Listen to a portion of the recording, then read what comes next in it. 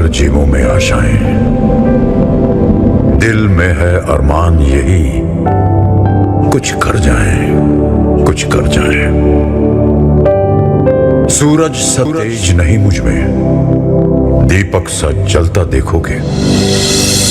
सूरज सा तेज नहीं मुझ में, दीपक सा जलता देखोगे। अपनी हद रोशन करने से तुम मुझको कब तक रोकोगे, तुम मुझको कब तक रोकोगे।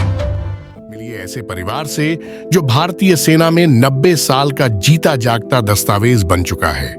इंडियन नेवी में लेफ्टिनेंट बनी हिमांशी ने ब्रिटेन की महारानी के डिनर सम्मान को जिंदा कर दिया। यह कहानी है उस परिवार की जिसने देश की आजादी से पहले अंग्रेजी हुकूमत में सेना में रहते हुए दूसरे विश्व युद्ध में अपनी वीरता का इतना शानदार प्रदर्शन किया कि ब्रिटेन की महारानी एलिजाबेथ द्वितीय ने उन्हें स्पेशल लंदन बुलाकर अपने शाही महल बकिंघम पैलेस में साथ बैठकर एक ही टेबल पर डिनर किया।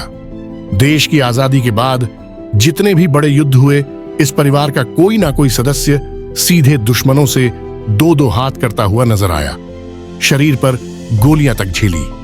90 साल से इस परिवार का भारतीय सेना से आत्मा शरीर का रिश्ता चला आ रहा है। इस परिवार का अपने देश के प्रति जज्बे का कमाल देखिए। 11 अप्रैल 2025 में इसी परिवार की बेटी ने इंडियन नेवी में कमीशन प्राप्त कर परिवार के उस दरवाजे को भी हमेशा के लिए खोल दिया है जो अभी तक सेना में बेटियों के लिए किसी न किसी वजह से बंद थे। हम आपकी मुलाकात ऐसे परिवार से कराने जा रहे हैं जो सही मायनों में राष्ट्र की वह अनमोल विरासत बन चुका है, जिस पर खुद इस परिवार का भी अपना कोई हक नहीं है। हरियाणा के रेवाड़ी शहर से 6 किलोमीटर दूर गांव भाड़ावास और आसपास के गांव आज फिर सूबेदार हरदयाल सिंह को याद कर गर्व से इतरा रहे हैं, जब उनकी पोती हिमांशी 19 अप्रैल को इंडियन नेवी में कमीशन प्राप्त कर लेफ्टिनेंट बनकर पहली बार अपने गांव पहुंची। उसने सबसे पहले अपने पृथक गांव की जमीन को नमन करते हुए अपने दिवंगत दादा को सैल्यूट किया। हिमांशी ने ओनल इंडिया लेवल पर तीसरी और लड़कियों की रैंकिंग में प्रथम पोजीशन लेकर यह शानदार मुकाम हासिल किया है।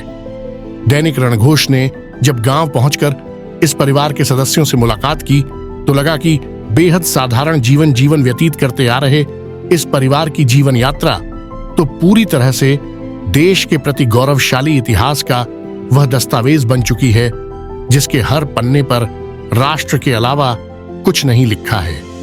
इस गांव की माटी में पैदा हुए हरदयाल सिंह ने लाहौर यूनिवर्सिटी से ग्रेजुएट करने के बाद 1935 में सेना को चुना। वे 7 विदेशी भाषा के ज्ञाता थे। अपनी ड्यूटी के प्रति समर्पण सोच, स्वाभिमानी और वसूलों के इतने मजबूत थे कि सेना का बड़े से बड़ा अधिकारी उनकी कही बात को चाहकर भी अनदेखा नहीं कर सकता था। जब सेना को आंतरिक फैसलों में चुनौतियां महसूस हुई, हरदयाल सिंह रामबाण की तरह काम आते रहे। यही वजह है कि दूसरा विश्व युद्ध खत्म होने के बाद भाड़ावास के इस लाल को ब्रिटेन की महारानी एलिजाबेथ द्वितीय के लंदन बकिंघम पैलेस में बने शाही महल में उनके साथ डिनर के लिए आमंत्रित किया गया। देश की आजादी के बाद हरदयाल सिंह परिवार की कहानी नए सिरे से शुरू होती है। 1967 में रिटायर होकर हरदयाल सिंह गांव में पत्नी कलावती व बच्चों के साथ रहने लगे। उन्होंने अपनी 8 संतानों में 5 बेटों को देश की अलग अलग सेना में सेवा करने के लिए भेज दिया। उनके पास जीवन भर की कमाई के तौर पर सेना में मिला सम्मान, समाज, गांव में इज्जत के अलावा कुछ नहीं था। एकदम साधारण जीवन जीते हुए अपने बच्चों को कड़ी मेहनत करने लिए प्रेरित करते रहे, जिसके परिणाम भी सामने आए जब बड़ा बेटा राजेश कुमार आर्मी में हवलदार, राजेंद्र सिंह सूबेदार व सुरेंद्र सिंह कर्नल के पद पर पहुंचकर अपने पिता की देश सेवा की यात्रा को आगे बढ़ाते रहे। तीनों भाइयों ने 1971 और कारगिल के युद्ध में भाग लिया, जिसमें राजेश कुमार को गोली भी लगी थी। इसी दौरान अरुण कुमार भी भारतीय सेना के जवान बने, लेकिन सूबेदार बनने से पहले ही उनका आकस्मिक निधन हो गया। सबसे छोटे बेटे विश्वकर्मा एयरफोर्स में मास्टर वारंट अधिकारी बनकर आज भी अपनी सेवाएं दे रहे हैं। अन्य 2 बेटे तिरमैल सिंह व मोहन सिंह ने परिवार की अन्य जिम्मेदारियों को संभाले रखा। बेटों के बाद हरदयाल सिंह के पोते पोतियों ने भी सेना में जाने के अपने इरादों को जारी रखा। इसमें कर्नल सुरेंद्र सिंह का बेटा सुदीप सिंह भी कर्नल के पद पर देश की सेवा कर रहे हैं। देश की सेना को समर्पित इस परिवार की गर्व करने वाली सबसे बड़ी सुगंध हिमांशी बनकर आई, जिसमें इस मुकाम पर पहुंचने के लिए अदम्य कठोर मेहनत, मजबूत इरादों का परिचय देते हुए इंडियन नेवी में कमीशन प्राप्त कर अपने परिवार के 90 साल पुराने सैन्य इतिहास को गर्व से सराबोर कर दिया। हिमांशी एयरफोर्स में वारंट अधिकारी विश्वकर्मा व सुशीला देवी की इकलौती बेटी है। हिमांशी बचपन से ही सेना में जाने का इरादा बना चुकी थी।